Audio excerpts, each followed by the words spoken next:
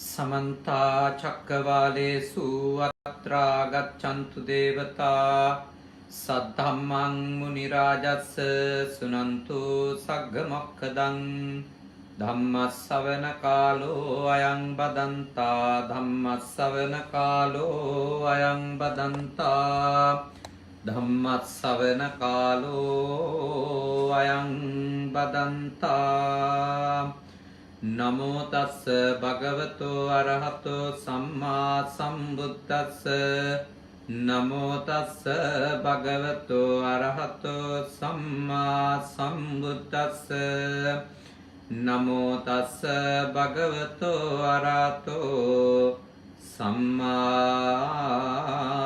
सम्बुद्धस्स कारुणिक श्रद्धाकामी पिंगतुनि මේ සන්ධ්‍යායාමයේ අපේ සදහවතුන් බුදුපුතුන් මුහුණු පොත සමග එකතු වෙලා සිටින්නේ තථාගත ලෞතර බුදුරජාණන් වහන්සේ දේශනා කරපු දහම් කරුණක් ඉගෙන ගන්නට. අද පින්කමේ දායකත්වයේ දරන්නේ ශ්‍රීලංකාවේ පදිංචි නිමාලී මහත්මිය, වැඩිමහල් දියණිය වන පෙට්‍රා, බාලදියණිය රෆෙල්යා ඒ වගේම ස්වාමි පුරුෂයා පීටර් ඒ පින්වත් පිරිස තමයි පින්කමේ දායකත්වය අරගෙන කටයුතු කරන්නේ. ජනවාරි 12 වෙනිදා වගේ දවසක අභාවයටපත් ටයිලින් සොයි සාදරණීය මාමට ජාමුනි කසුන් නිරෝෂණ ද සිල්වා සොහොයුරාට ජාමුනි ඩෝල්ටන් ද සිල්වා අවුරුදු 47කට කලින් තාත්තා නැති වුණේ පියාණන් වහන්සේට පින් අනුමෝදන් කරන්නට ලිලියන් චන්ද්‍රලතා පෙරේරා මෞතුමියට සහ ජාමුනි ලැට්‍රිෂියා ද සිල්වා නැම්දට අවුරුදු 84 වන වියේ දෙන්නම ඉන්නේ. ඒ දෙන්නට සෙත් පතන්ටත් බලාපොරොත්තු වෙනවා.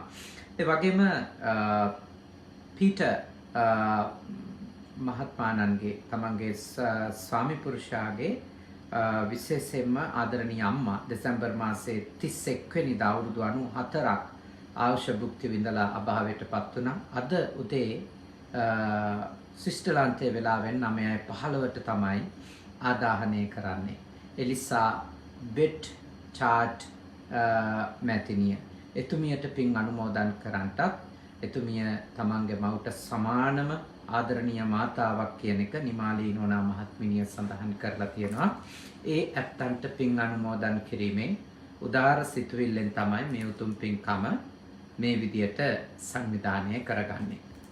විශේෂයෙන්ම නිමාලී නෝනා මහත්මිනිය දැන් අවස්ථා ගණනාවකදී තමන්ගේ ආදරණීය මාමට ඒ වගේම තාත්තට සොහොයුරාට පින්පෙත් අනුමෝදන් කරලා මේ වගේ සද්ධර්ම දේශනා පවත්වමින් ආරණ්‍යකේතන භික්ෂු පුහුණු මධ්‍යස්ථානය ඇතුළු අපේ සේනාසනයන්හි වැඩ සිටින ස්වාමින් වහන්සේලාට දානමාන පූජා කරමින් විදේශගතව සිටියත් බොහෝම ශ්‍රද්ධාවෙන් කටයුතු කරන නෝනා මහත්මිනියක්.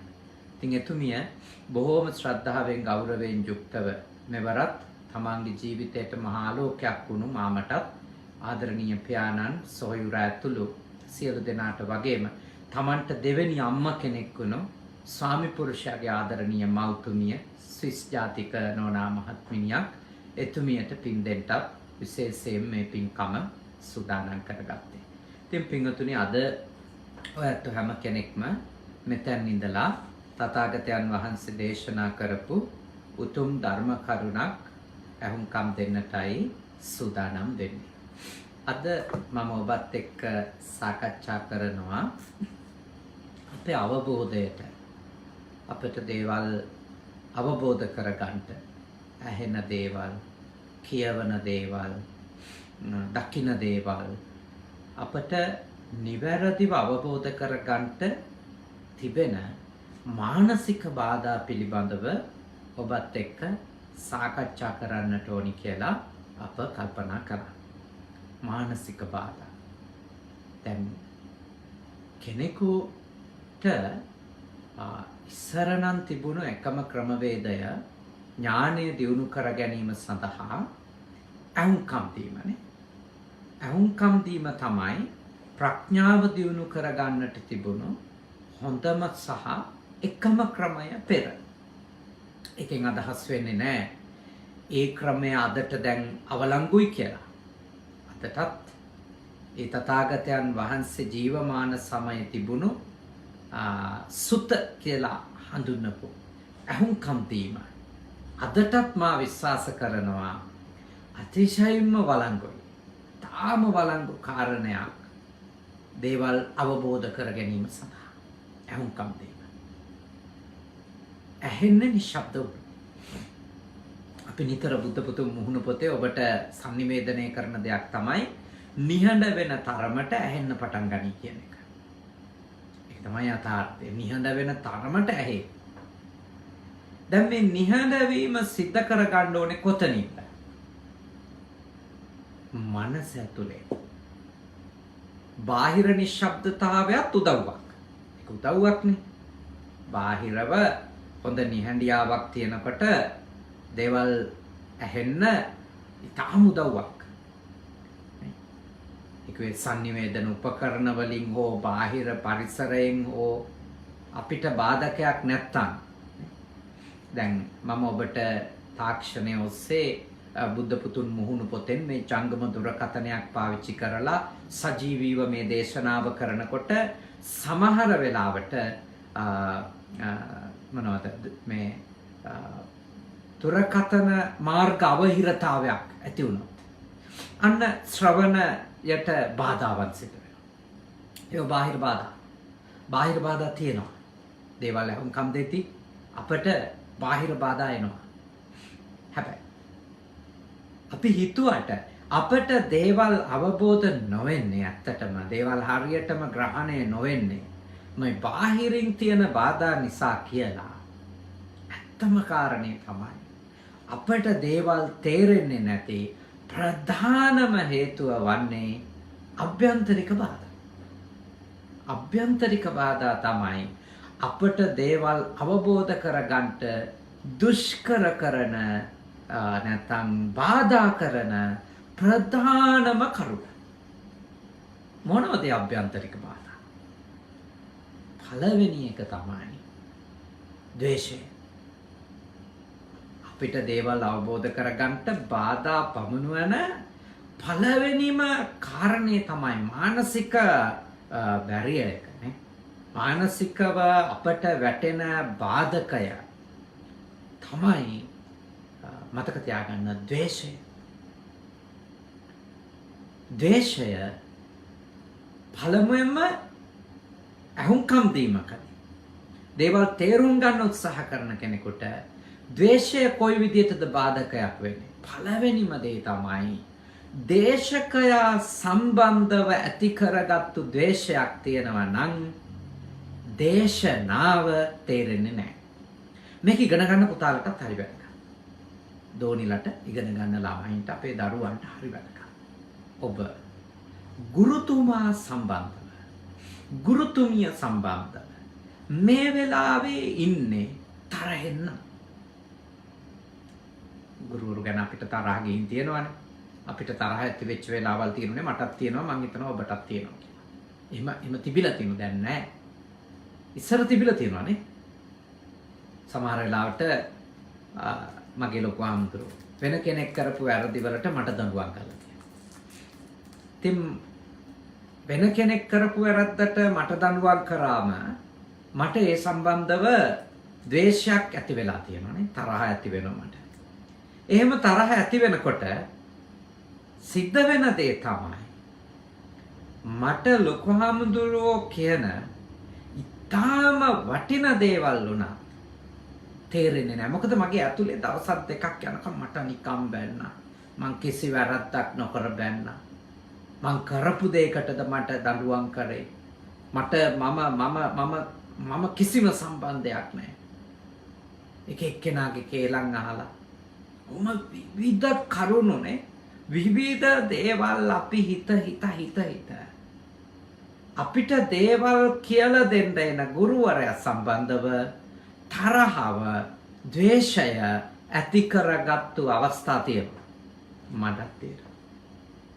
නම් හිතනවා ඔබටත් ඇති කියලා. මටත් තියෙනවා. මම විශ්වාස කරනවා ඔබටත් එහෙම අවස්ථා ඇති.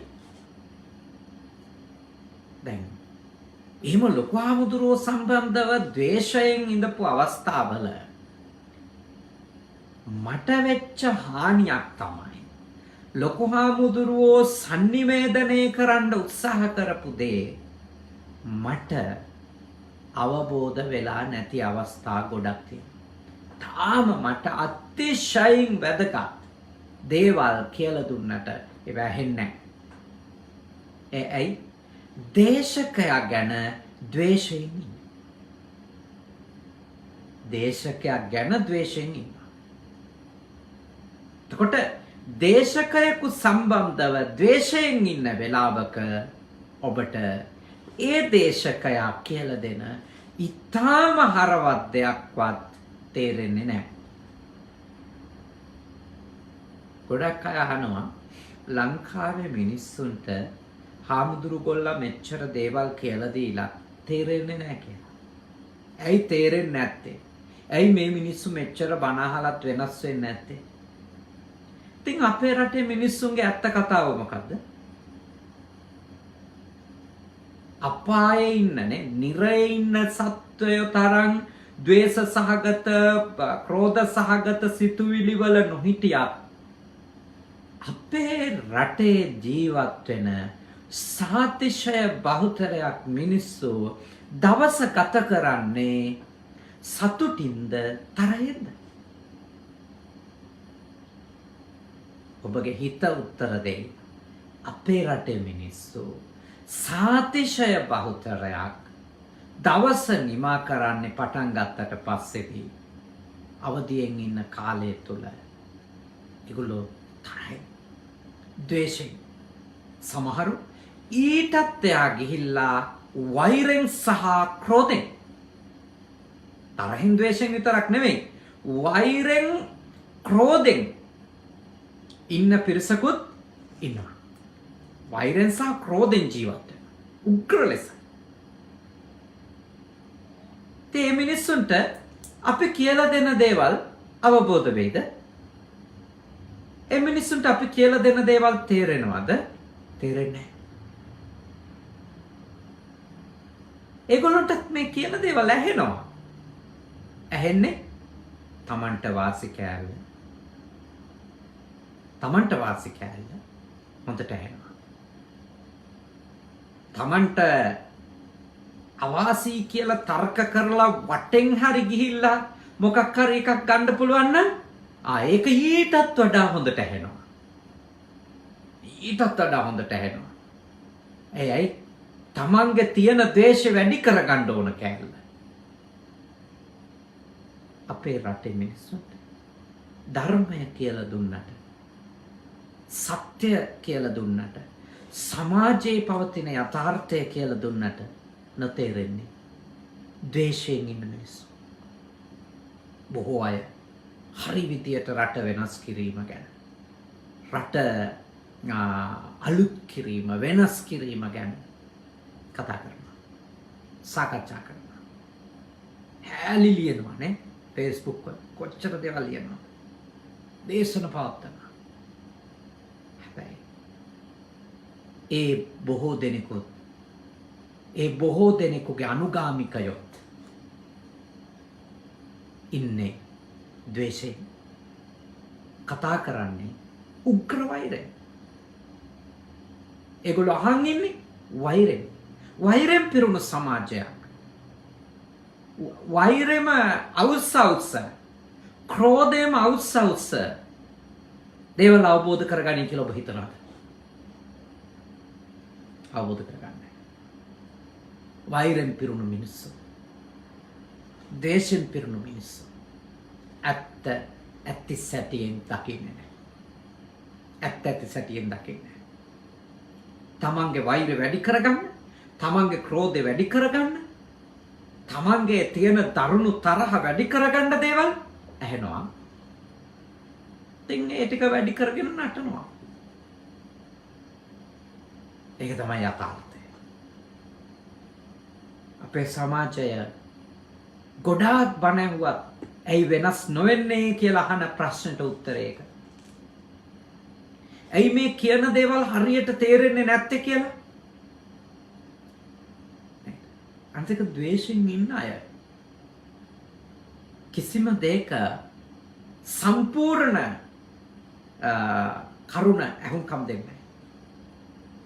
සමහරු මේ Facebook වල YouTube වල කමෙන්ට් කරන අදහස් පළ කරන පතරංග ජාතක වගේ මහා විග්‍රහ ඉදිරිපත් කරන ගොඩක් අය පොඩ්ඩක් අය නෙමෙයි ගොඩක් අය සමහර වෙලාවට තමන්ගේ අදහස් පළ කරන්නේ ලයික් කරන්නේ අකමැත්ත පළ කරන්නේ මහා දාන්නේ යක්කුන්ගේ මූණුවේ වන්නේ සමහර වෙලාවට ඒ YouTube වල නම් දාලා තියෙන මාතෘකාව බලනවා. මාතෘකාව. අතුලේ තියෙන අන්තර්ගතය බලන්නේ. YouTube කරන කට්ටිය, Facebook කරන කට්ටිය මේ කතාව දැන් හොඳට දන්නවා. ඒගොල්ලෝ මොකද කරන්නේ? සමහර වෙලාවට ඒ දේශනාවක හෝ ඒ කතාවක අන්තර්ගතයේ අබමල් රේණුවකවත් නැති දෙයක් ලස්සනට උඩින් ලියනවා. ඉතින් ද්වේෂයෙන් වෛරෙන් පිරීලා ඉන්න මිනිස්සු ඒ පදයට නටනවද නැද්ද? නටනවා. ඇත්ති වෙනකන් නටනවා. සතියක් විතර නටනවා. ඊට පස්සේදී අලුත් පදයක් ගන්න කෙනෙක් ගාවට ගිහිල්ලා ඒ පදයට නටනවා. වෛර ක්‍රෝධ පිරුණම ඇත්ත තේරෙන්නේ නැහැ. මතක තියාගන්න. සත්‍ය වටහා ගන්න තියෙන ලොකුම බාධාව මිනිස්සුන්ට ක්‍රිස්තු පූර්ව 6 වන සියවසේ අද තව සියවස් 50කට පස්සේ ප්‍රධාන බාධාව ද්වේෂය, වෛරය, ක්‍රෝධය. දේවදත්ත හාමුදුරුවන්ගේ ඉඳලා වර්තමාන මිනිසා දක්වා අනාගතේ පහළ වෙන මනුෂ්‍යයා දක්වා ඒ හැමෝටම සත්‍ය අවබෝධ කරගන්න තිබෙන බරපතල බාධාවක් තමයි තමන්ගේ මනස වෛරයෙන් මුසපත් කරගෙන ඉන්නේ.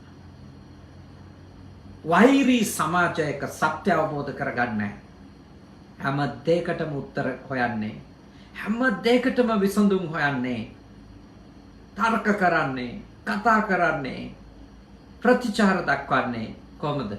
වෛරෙන්. ඒගොල්ලන්ට hina වෙන්න බෑ. ඒගොල්ලොත් hina වෙනවා වියරුවේ. අර වෛරෙන් තරහෙන් hina වෙන මිනිස්සු. එහෙම තමයි hina වෙන්නේ. ඒගොල්ලන්ට ඇත්තට සතුටින් hina වෙන්න බෑ. අන්තර තියාගන්න. වෛරෙන් තරහෙන් දත් මිටි කකා හොයන උත්තර තියනවා නේද? වැරදි. අපේ රටට අවුරුදු මං හිතන්නේ සුද්දාගේ නිදහසෙන් පස්සෙම මිනිස්සු සමාජ ප්‍රශ්න වලට, රටේ ප්‍රශ්න වලට උත්තර හෙව්වේ වෛරෙන්. එක්කෙනෙක් ගැන ඇති වෙන වෛරෙන් තව කෙනෙකුට පෙම් බඳිනවා. එයා ගැන ඇති වෙන වෛරෙන් තව කෙනෙකුට පෙම් බඳිනවා. වෛරය විතරයි. අවබෝධයෙන්ද? නෑ. නුවණින් විමසලද? නෑ. දුරදිග බලලද? නෑ. නෑ. තරහෙන් විතරක් මිනිස්සු උත්තර හොයනවා. වෛරෙන් ක්‍රෝධෙන් විතරක් උත්තර හොයනවා. කාගෙන් හරි පලිගන්න උත්තර හොයනවා. උත්තර හම්බෙන්නේ. හම්බෙන්නේ මොකද්ද? තව ප්‍රශ්නයක්. අලුත් ප්‍රශ්නයක්.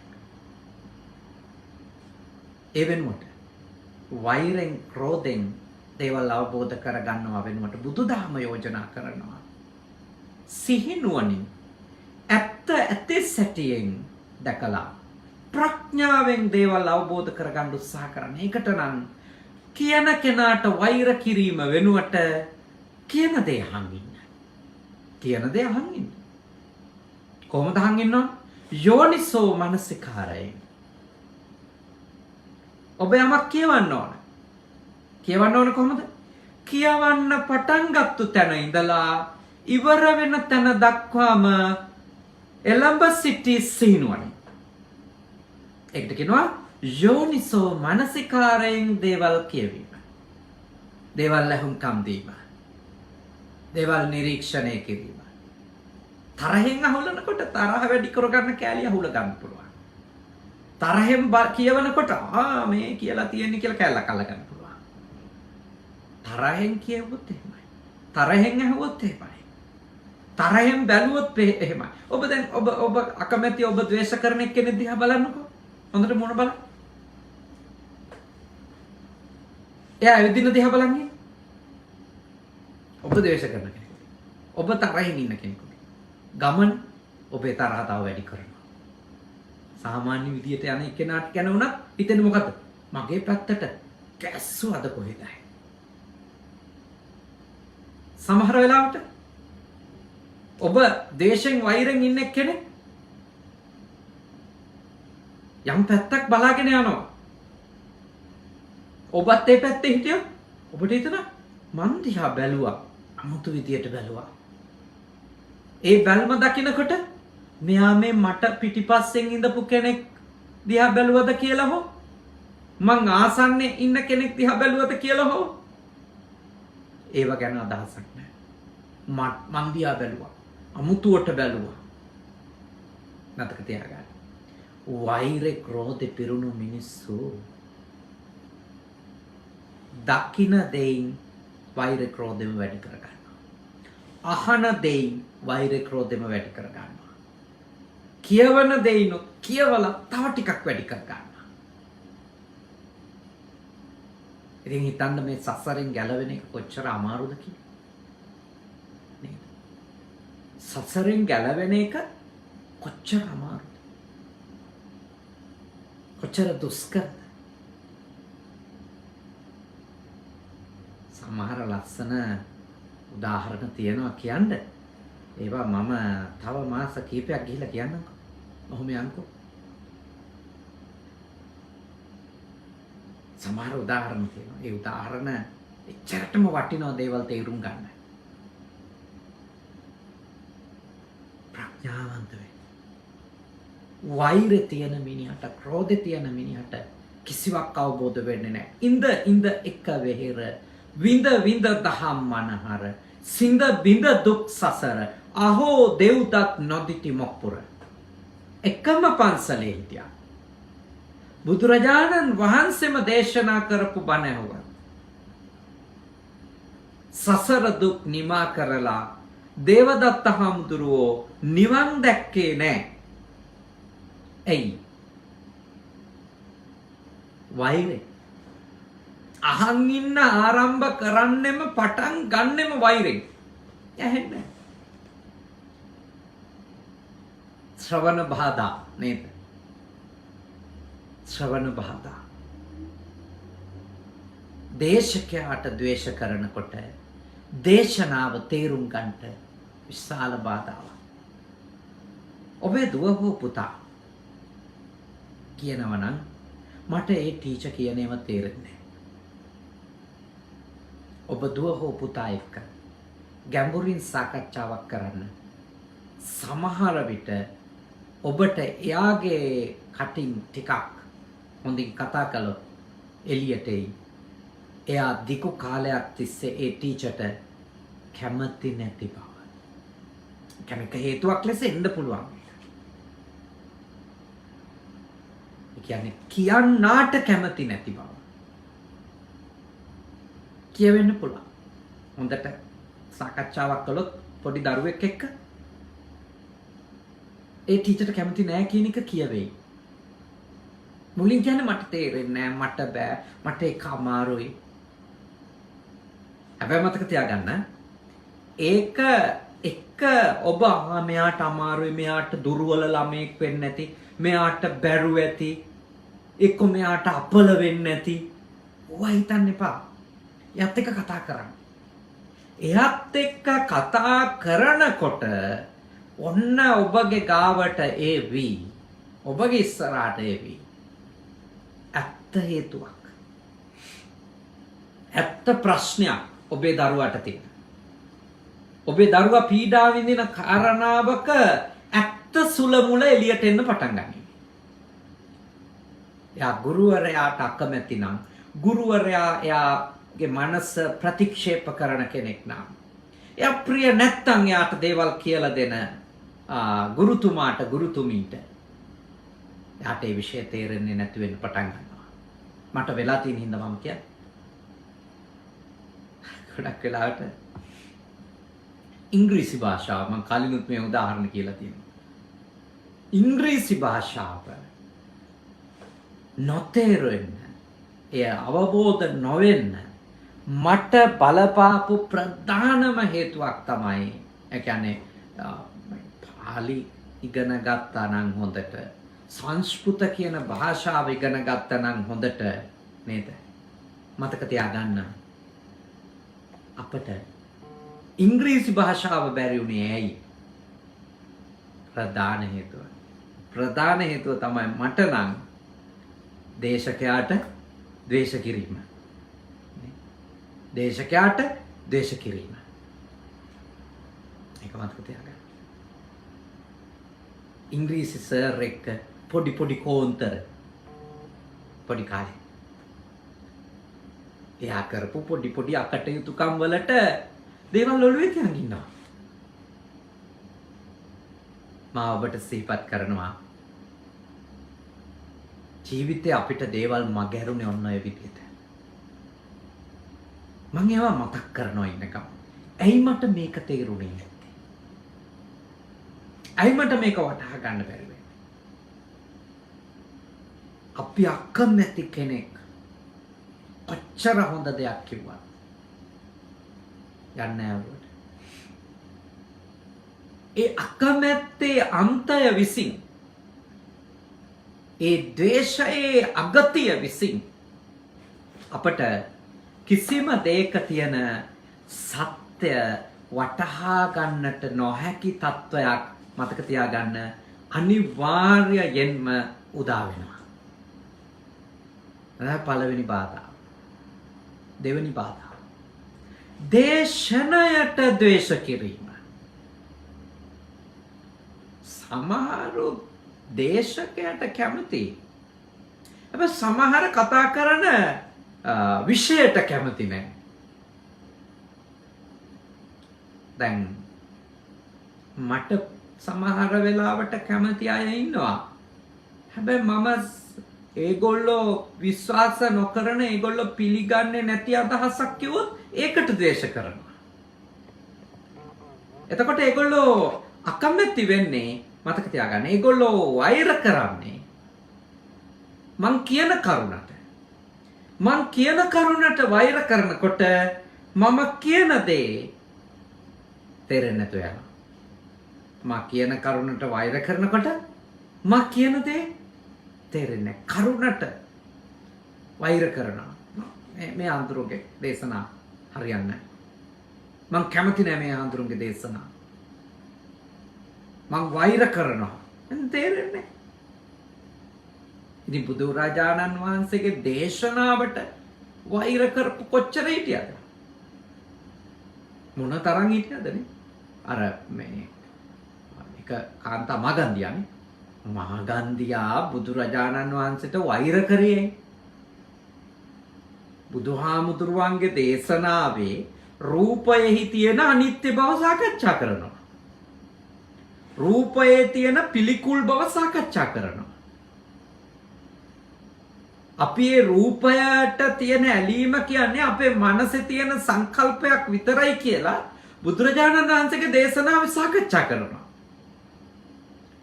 ඉතින් රූපෙට දැඩිව ආදරය කරන කෙනෙකුට, රූපෙට දැඩිව මේ ඇලුණු කෙනෙකුට, රූප නිසා තමන්ගේ අභිමානය තියන් ඉන්න කෙනෙකුට රූපයේ අනිත්‍යතාවය, රූපයේ අසාරතාවය, රූපයේ තියෙන පිළිකුල් සාගත බව ගැන බුදුහාමුදුරුවෝ දේශනා කරනකොට බුදුහාමුදුරන්ට වෛර කරනවද නැද්ද?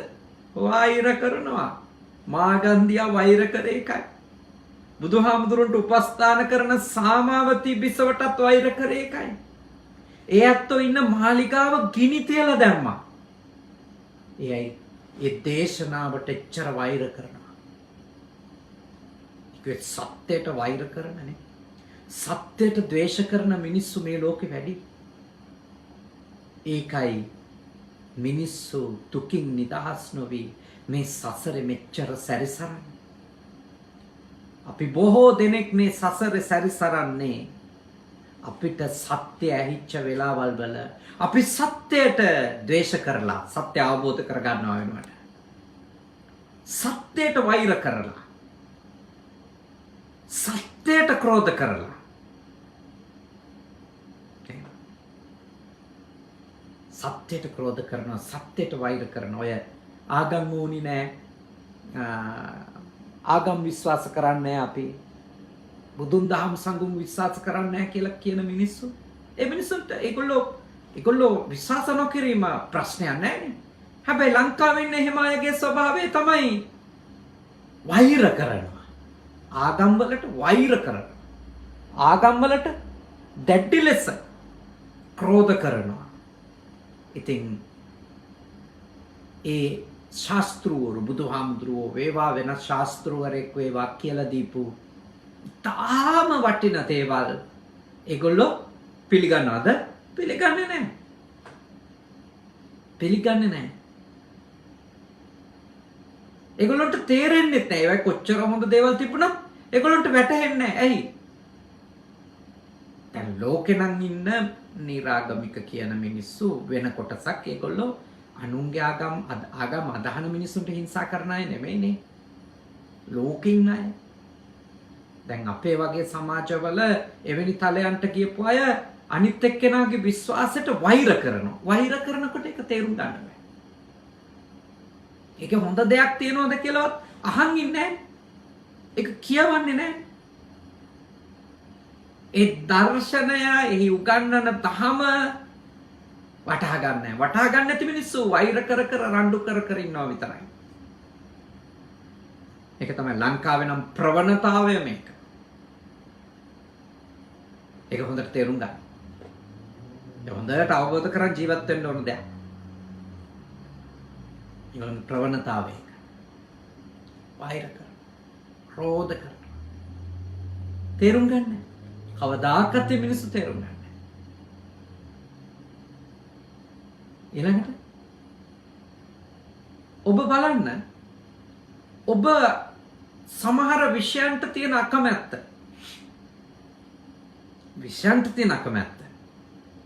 ඔබට දේවල් තේරුම් ගන්නට බාධා පමුණුවල නැද්ද?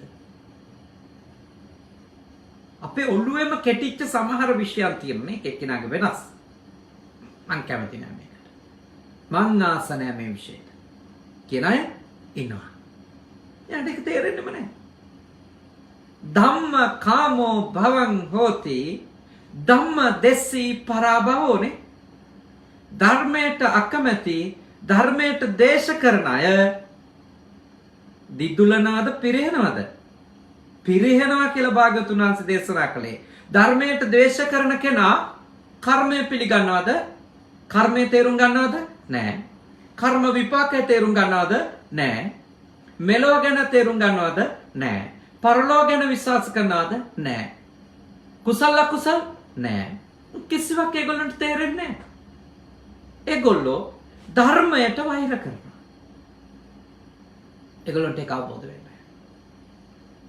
සාමාන්‍ය විෂයක් වුණත් තථාගත ධර්මයේ නෙමෙයි. සාමාන්‍ය විෂයක් වුණත් මතක තියාගන්න. වෛරෙන් ක්‍රෝධෙන් ඉන්න කෙනෙකුට කවදාවත් ඒව අවබෝධ කරගන්න ලැබෙන්නේ නැහැ. ද්වේෂෙන් තරහෙන් ඉන්න කෙනෙකුට අවබෝධ කරගන්න හම්බෙන්නේ නැහැ. අවබෝධ කරගන්න හම්බෙන්නේ නැහැ. වෛරය, ක්‍රෝධය තරම් මිනිස්සුන්ට දේවල් අවබෝධ කරගන්න බාධා පමුණුවන ධර්ම. නේ? ඒවා හරි ප්‍රබලයි. ඒ ධර්ම හරි ප්‍රබලයි. දේශකයට වෛර කිරීමත් දේශනයට වෛර කිරීම. මේ දෙක ප්‍රබල බාධා දෙකක් සත්‍ය අවබෝධයට. ඇත්ත ඇති සැටියෙන් තේරුම් ගන්නට හිතන කෙනෙකුට ප්‍රබල බාධා දෙකක්.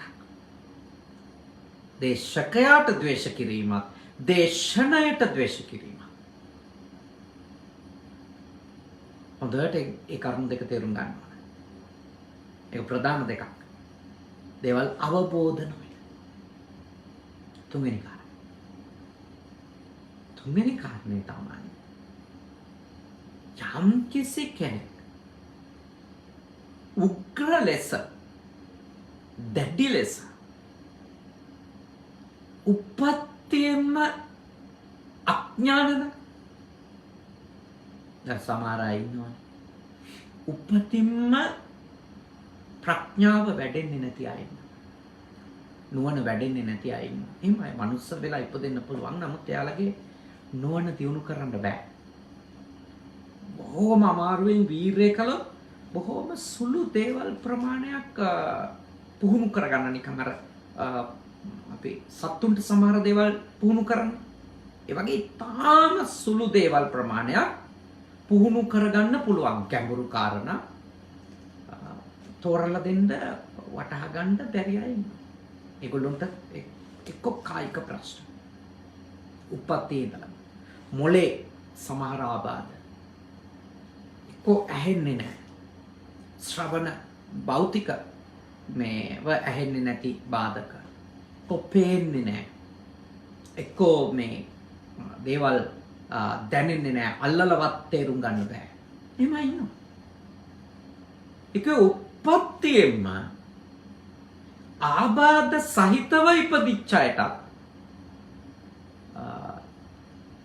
උපත්තියෙම විශේෂ දුර්වලතා සහිතව ඉපදිච්ච අයට දේවල් අවබෝධ කරගන්න බෑ.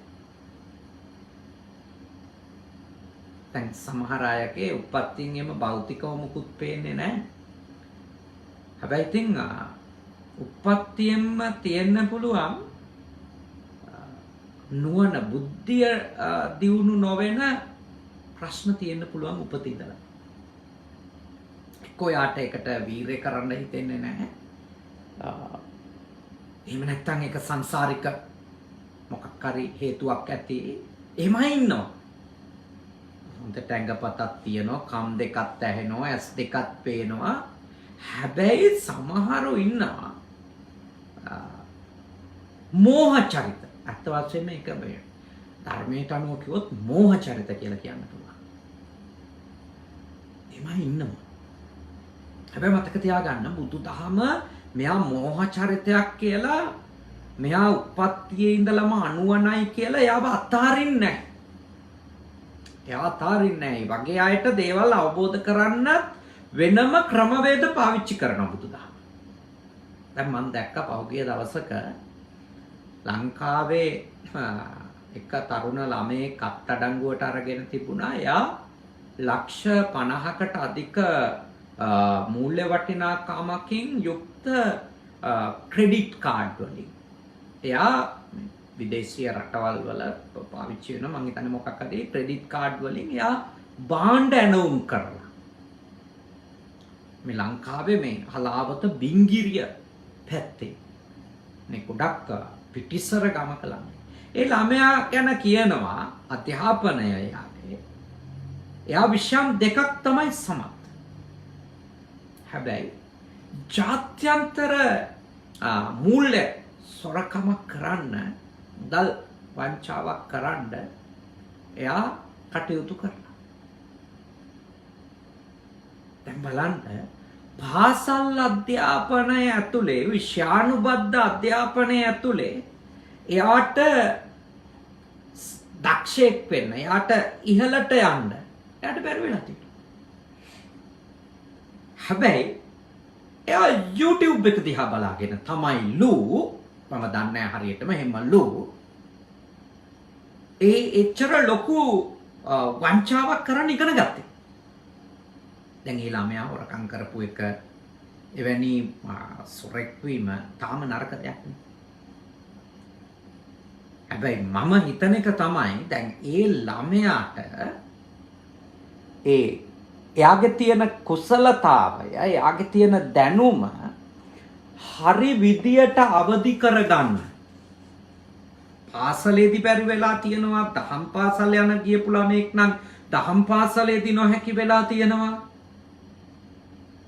ඒ කියන්නේ අඩුම උසස් පෙළ වයස එනකන් ඒ දරුවගේ හැකියාව අවදි කරගන්න ගුරුවරු අසමත් වෙලා තියෙනවා. මේ දෙමව්පියෝ මේ සමාජය මේ සමාජයේ තියෙන අධ්‍යාපන ක්‍රමවේදයන් අසමත් වෙලා තියෙනවා. හැබැයි නරක අතිශයින් නරක පැත්තට හරි එයා YouTube එක ඇතුලේ sannivedanaya කරලා තියෙන දේවල් ටිකකින් එයාගේ පැත්තක් අවදි වෙලා. ඒක නරක විදියට ගිහින් තියෙන්නේ මම නම් එයාට මේ ඇත්ත වශයෙන්ම මේ දඬුවම් දෙන මේ අධිකරණේ ඉන්න කෙනා එයා අනිවාර්යෙන්ම බඳ එළියට යවන්න සුදුසු නැත්තම් ඒක හානිකර නම් යාට පවතින නීතියට අනුව දඬුවමක් ලෙස දිය යුතු නම් යාට එකක් ලෙස මම දෙන දඬුවමක් තමයි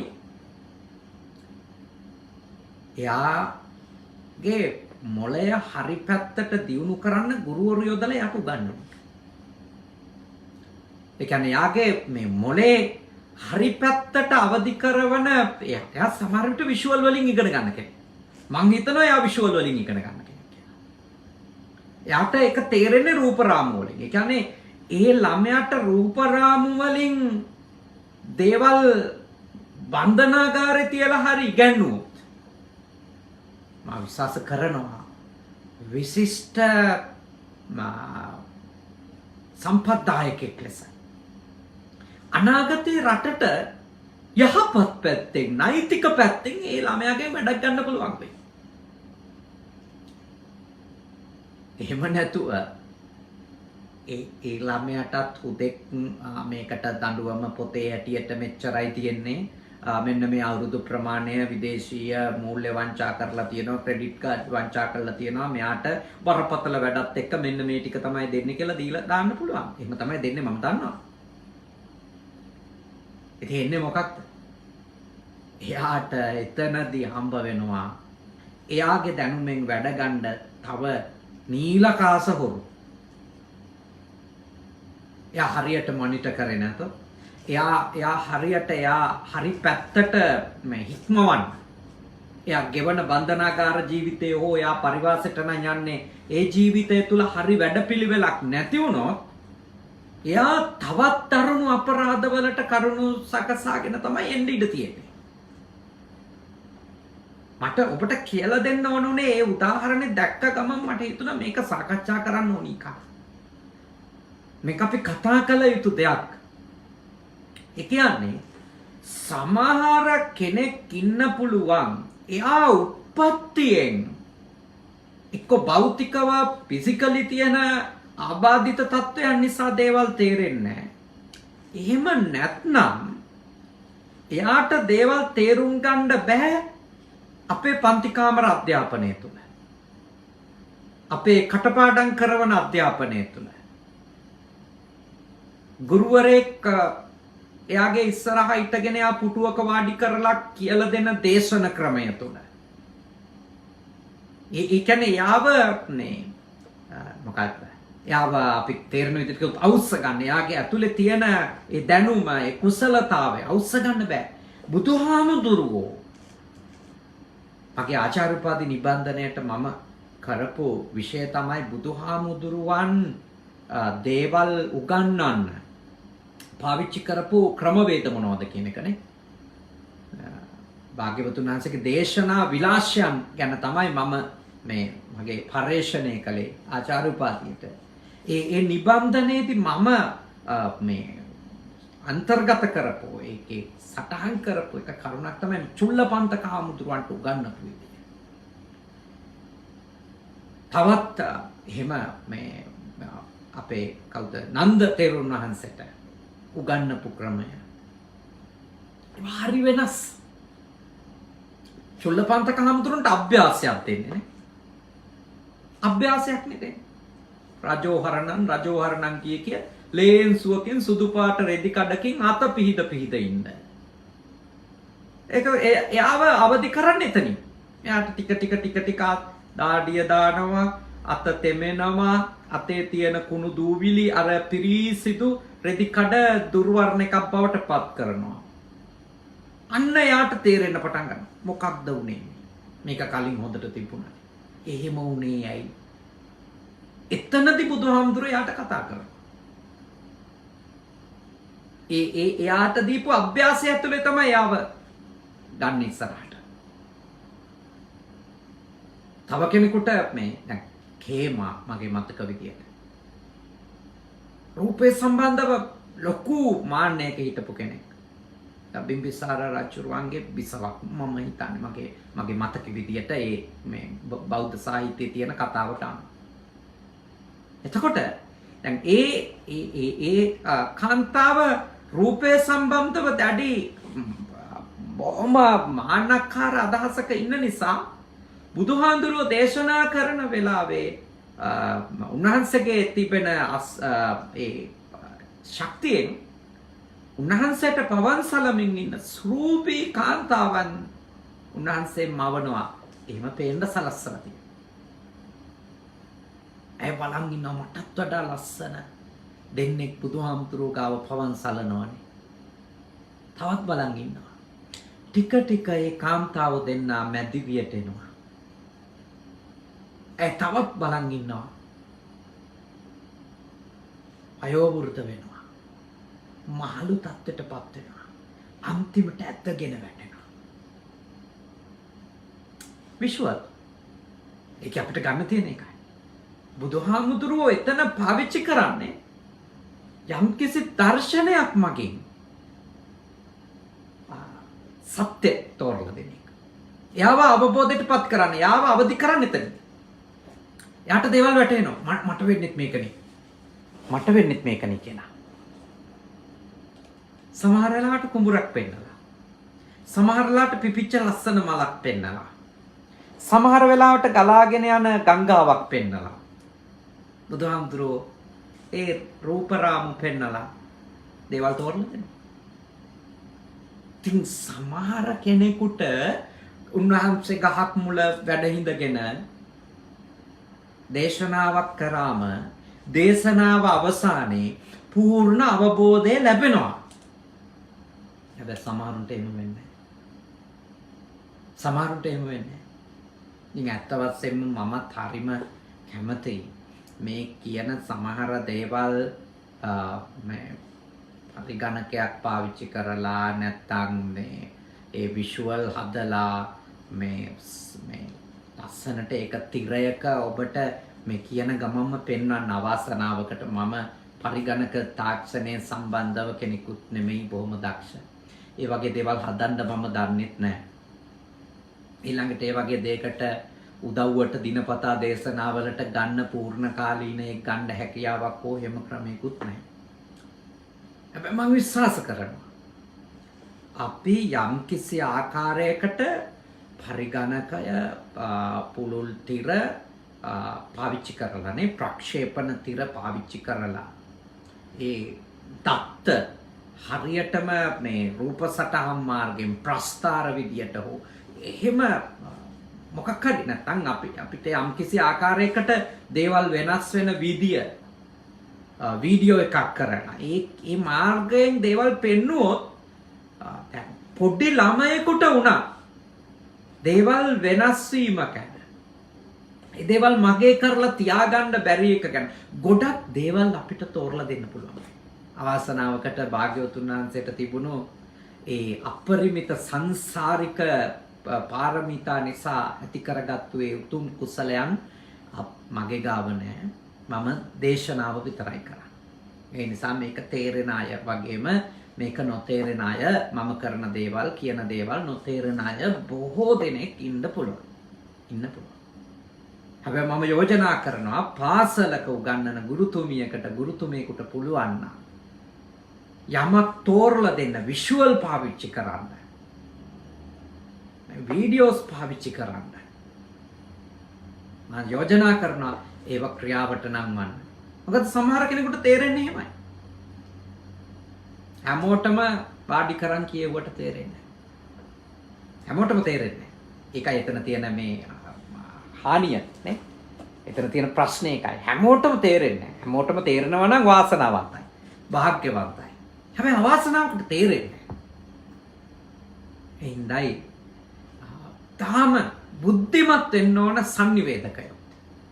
මොකද ග්‍රාහකයාගේ දුර්වලකම් ගොඩක් තියෙනවානේ.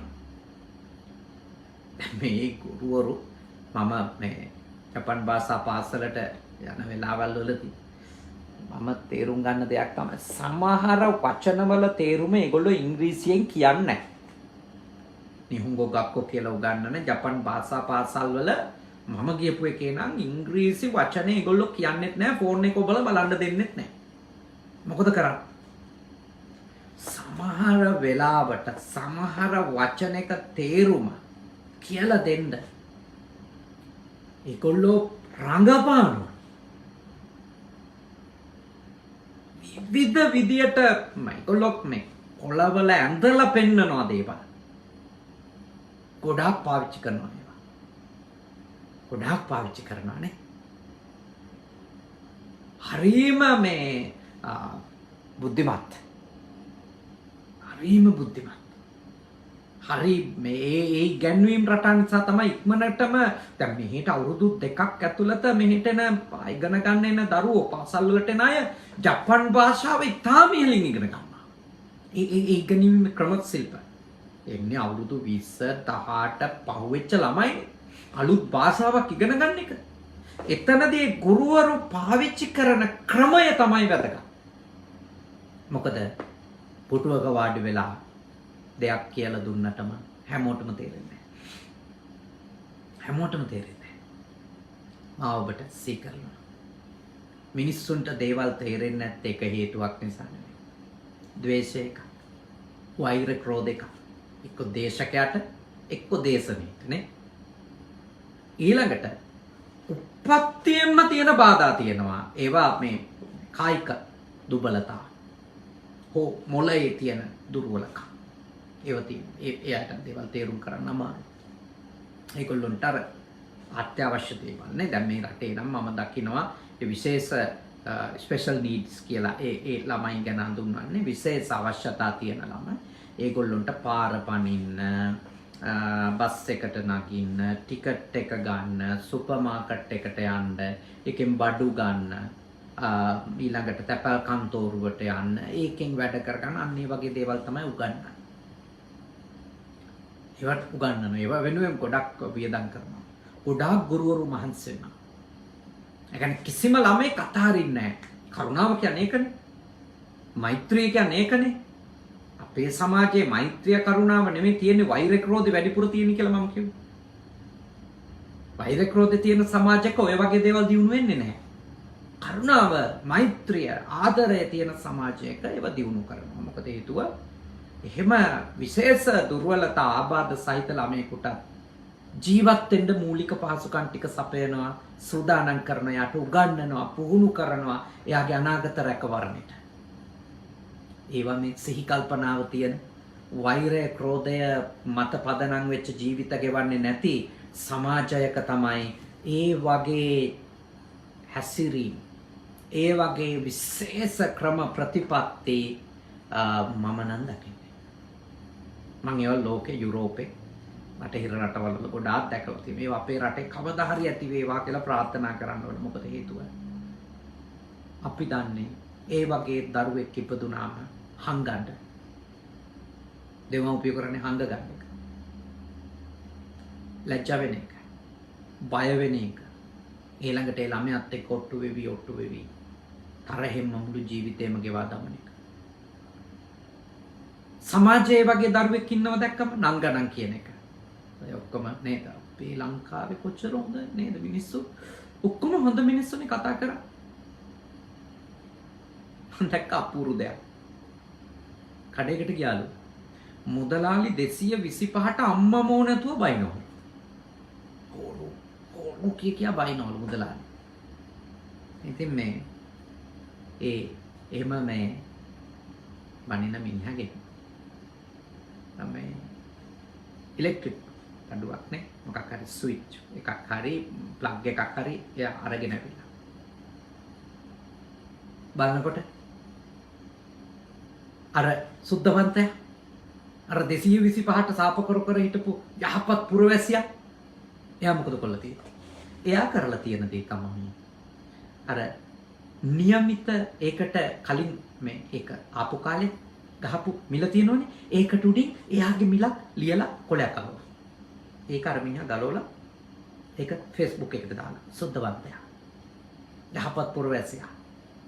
ඒගොල්ලොත් එක තමයි ආයෙත් අපේ රට වෙනස් වෙන්නේ. මතක තියාගන්න මේ පුරවැසියොත් එක බෝරු. ඇතුළ හරිම ජරා ජීර්ණ වෙලා තියෙන්නේ. හැමෝම එළියට දොස් කියන්නයි වෛර කරන්නයි දන්නවා. බනින්න අපහාස කරන්න දන්නවා. තමන් හැදෙන්න දන්නේ. තමන් වෙනස් වෙන්න දන්නේ. අනුන්ට දේවල් කියෝ ඉන්න දන්නවා. තමන් නිවැරදි වෙන්නේ. තමන් අවංක වෙන්නේ. තමන් නීතිගරුක වෙන්නේ. ඒ හින්දා මේ මිනිස්සුන්ට ආය හම්බ වෙන්නේ මතක තියාගන්න. වංචනිකයෝ විතරයි. තවත් බොරු කාර්යය ටිකකට අහුවෙන එක විතරයි. එච්චරයි වෙන මොකුත් වෙන්නේ නැහැ. ආයෙ වටේකින් අපි රැවටුණා නේද ආයෙත් කියයි එච්චරයි. ඊට පස්සේ ඒගොල්ලන්ට වයිට කර කර තව ගොල්ලක්. එච්චර තමයි වෙන මොකුත් වෙන්නේ නැහැ. ඇයි? තමන් දිහා බලන්නේ නැතුව ලෝකෙම දිහා බලනවා. තියර වගේ මන් දන්නවා ආබාධ සහිත දරුවෙක් දැක්කොත් කොච්චර නම් දේවල් කියනවද? මේ රටවල් උත්සාහ කරන්නේ එකට නෙමෙයි. අපේ රටේ කවදා හරි දවසක වෙනස් වෙගේ යුතු දේ තමයි එවැනි ආබාධ සහිත දරුවෝ දිහා, මිනිස්සුෝ දිහා බලන විදියට බලලා ඒගොල්ලන්ට කරුණාවෙන් අත්‍යවශ්‍ය ටික හරි පුහුණු කරන්න. හැබැයි හැම ළමයෙකුටම තැනකට එන්න නොහැකි වෙලා තියෙන්නේ ඒගොල්ලෝ උප්පත්තියෙන්ම මද බුද්ධියක් සහිත නිසා නෙමෙයි. එයාලගේ ප්‍රඥාව, එයාලගේ බුද්ධිය, එයාලගේ ඥානය, එයාලගේ සංගවිච්ච කුසලතා අවදි කරගන්නට උගන්නන අය හෝ ඒ උගන්නන වැඩපිළිවෙළවල්, ඒ උගන්නන ක්‍රමවේද අසාර්ථක වෙලා. නැත්තම් වැඩ දෙකක් පාස් වෙච්ච ගමක ළමයි කොහොමද 56ක ජාත්‍යන්තර මූල්‍ය හොරකමක් කරන්නේ? ඒ කියන්නේ යාවදි කරන්න පුළුවන් වෙලා තියෙන්නේ YouTube වලින් උපදෙස් දෙන ඒ අදාළ විෂුවල් පෙන්න වැඩේ කරන විදිය කියලා දීපු මිනිස්සුන්ට. ඉතින් අපිට කොහොමද තියෙන්නේ මේ අලුත් උපකරණත් එක්ක වෛරයක් නේද? ඉතින් ඒකින්ද මොකද වෙලා තියෙන්නේ? අපි මේ වගේ දේවල් විෂුවල් පාවිච්චි කරන්නේ නැහැ. දේවල් කියලා දෙන්න. හැබැයි විෂුවල් වලින් තේරෙන මිනිස්සු විතරක් කොට්ටාසයක් ඉන්නවා. ඒගොල්ලන්ට එච්චරයි තේරෙන්නේ. එහෙම කරොත් විතරයි. හිතක්. අද අපි ඇත්තටම කතා කරේ ඇයි දේවල් අපිට තේරෙන්නේ නැත්තේ? තියෙන බාධා මොනවද? ගොඩක් බාධා. මානසික බාධා කියන එක තමයි අපි මේ දේශනාවේදී ඉගෙන ගත්තේ. මානසික බාධා. භෞතික බාධා වලට වඩා තියෙන මොනවද? මානසික බාධා කියන එක තමයි අපි අද ඉගෙන ගත්ත කාරණේ. ඔබට දේවල් හරියට තේරුම් ගන්න ඕන. ඔබේ ඇතුලේ තියෙන වෛරය, ක්‍රෝධය පාලනය කරන්න. අඩුමහන් ඉන්න වෙලාවය. ඒ වගේමයි ඕනවට වඩා කිසිවෙකු හෝ කිසිම තැනක් ගැන හෝ ඕනවට වඩා ආදරය කරන්න යන්න එපා. ගුරුවරයාට හෝ මඟ පෙන්වන්නට හෝ ඕනවට වඩා ආසක්ත වුණොත් එයා කියන දේවල් වලත් ඇත්ත තේරෙන්නේ නැහැ. එයා කියන දේවල් වලත් ඇත්ත තේරෙන්නේ නැහැ. ආසක්ත වීමනේ. අපේ රටේ නම් අර අපි කියන්නේ වහල්ලු කියන්නේ. දේශපාලනික වහල්ලුන්ට ගොඩාක් දේවල් තේරෙන්නේ වහල්ලුන්ට. තමන්ගේ ජීවිතයට තමන් කරගන්න විනාශය තේරෙන්නේ. තමන්ගේ සමාජයට තමන් කරන විනාශය තේරෙන්නේ. තමන් ගන්න තීරණවල වැරද්ද තේරෙන්නේ වහල්ලුන්ට තේරෙන්නේ. ඇයි? මානසිකව වහල්. ආසාවෙන් මුසපත් වෙලා. ඒගොල්ලෝ ඉතින් පැය 24 මුසපත් වෙලා. දේවල් තේරෙනකොට අශ්වයා ගිහිල්ලා. එතකොට ස්ථාලේ වැහුවත් එකයි නැතත් එකයි. බුද්ධිමත් ආසාවේ අන්තය, ද්වේෂයේ වෛරයේ අන්තය වගේම අපේ දේවල් කියලා දීමේ තිබෙන දුබලතාවත් දේවල් නොතේරෙන ප්‍රධාන හේතු අතර තිබෙන බව ඔබ හොඳින් වටහා ගන්න ඕන. ඔබට දෙයක් අහන් ඉදිද්දී මේ දේශනාවේ කරුණු උදව් වෙයි තේරුම් ගන්න. ඔබ කෙනෙකුට දෙයක් කියලා දෙන කෙනෙක් නම් අම්මෙක් විදියට, තාත්තෙක් විදියට, ගුරුතුමෙක් විදියට, ගුරුතුමියක් විදියට, අපේ ස්වාමීන් වහන්සේ කෙනෙකුට නම් දේශකයන් වහන්සේ නමක් විදියට දේවල් කියලා දෙද්දී මේ ධර්මයේ සාකච්ඡා කරපු මේ කරුණු ගැන අවධානය යොමු කරන්න. විශේෂයෙන්ම දේවල් තේරුම් ගන්න ඕන නම් ඒක අත්‍යවශ්‍ය බව මේ වෙලාවේදී සිහිපත් කරන්නට කැමතියි.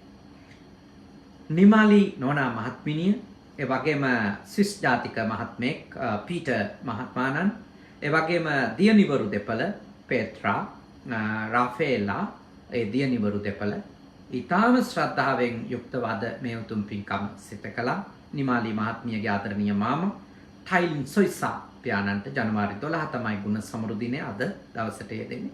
ඒ එතුමාටත් ජාමුනි කසුන් නිරෝෂණ ද සිල්වා ආදරණීය සොහොයුරා ජනවාරි 14ට ගුණ සමරු යෙදෙන්නේ. ඒ දෙපළටත් අභාවයටපත් අවුරුදු 40කට කලින් යාමුනි ඩෝල්ටන් ද සිල්වා පියාණන් වහන්සේට, ඒ වගේම ස්වාමි පුරුෂයාගේ අම්මා අදයි අවසන් කටයුතු සිදු කරන්නේ දෙසැම්බර් 31 වෙනිදා අවුරුදු 94ක් ජීවත් වෙලා අභාවයටපත් වුණා. බෙට්ටාච් එලිසා බෙට්ටාච් මහත්මිය, එම මහත්මිනියට ඒ වගේම ඔබ නමින් මියගිය නෑයන්ටත්, ඒ නෝනා නමින්, ඒ මහත්මාණන් නමින් මියගිය සියලු දෙනාටත් මේ පින්වත් වේවා, සුවපත් වේවා, සැපවත් වේවා, දුකින් මිදේවා, අපේ ඥාතීන් නිවන් අවබෝධ කරගනිත්වා. සාදු සාදු සාදු. ඒ වගේම දෙවිවරු මේ පින් අනුමෝදන් වෙත්වා. දෙවියන්ගේ ආශිර්වාදය, ආරක්ෂාව, බැල්ම ශක්තිය විශේෂයෙන්ම ආදරණීය අම්මා ඒ නෝනා මහත්මිනියගේ ලිලියන් චන්ද්‍රලතා මාතාව අවුරුදු 84යි. ඒ වගේම නැන්දා ජාමුනි ලැටිෂියා ද සිල්වා මාතාව එතුමියටත් අවුරුදු 84යි. ඒ වයෝවෘද්ධ මව්වරු දෙපළට විශේෂයෙන්ම එම නෝනා මහත්මිනියට, දියණිවරු දෙපළට, ස්වාමි පුරුෂයාට සහ බණහපු ඔබටත් අපිට මේ සාසනික කටයුතු කරන්නට මඟ පෙන්වන උදව් කරන කල්‍යාණ මිත්‍ර පූජනීය හුරුළුනික වැවේ සුදම්ම ස්වාමින් වහන්සේට සියලුම දෙවියන්ගේ ආශිර්වාද ලැබේවා. ඔබ අප හැම දෙනාගේම යහපත් ප්‍රාර්ථනාවන් ඉෂ්ට වේවා. උතුම් දෙවිවරුද මේ පින් අනුමෝදන් වී නිවන් අවබෝධ කරගනිත්වා. සාදු සාදු සාදු. අවසාන වශයෙන් ඔබ අප හැම දෙනාට මියගිය ඉහත නම් සඳහන් කළ ඥාතීන් ඇතුළු සියලු නෑයන්ට, දෙවියන්ට මේ පින් පාරමී වේවා. සත්පුරුෂ කල්‍යාණ මිත්‍ර ඇසුර ලැබේවා. සද්ධර්මයේ මැසේවා. ධර්මානුධර්ම ප්‍රතිපත්ති පුරාගෙන ඉක්මන් භවයකදී නිවන් දකින්ට අපි කරගත්තු පින්කම පාරමිතාවක් වේවා. සාදු සාදු සාදු. ආකාසට්ටා ච බුම්මත්තා දේවා නාග මහිත්‍තිකා පුඤ්ඤන්තං අනුමෝදිත්වා චිරං රක්칸තු ශාසනං. ආකාසට්ටා ච බුම්මත්තා දේවා නාග මහිත්‍තිකා පුඤ්ඤන්තං අනුමෝදිත්වා චිරං රක්칸තු දේශනං. ආකාසට්ටා ච බුම්මත්තා දේවා නාග මහිත්‍තිකා පුඤ්ඤන්තං අනුමෝදිත්වා චිරං රක්칸තු මම් පරන්ති තී. හැමදෙනාම නිදුක් වෙත්වා, නිරෝගී වෙත්වා, සුවපත් වෙත්වා. සාදු සාදු සාදු.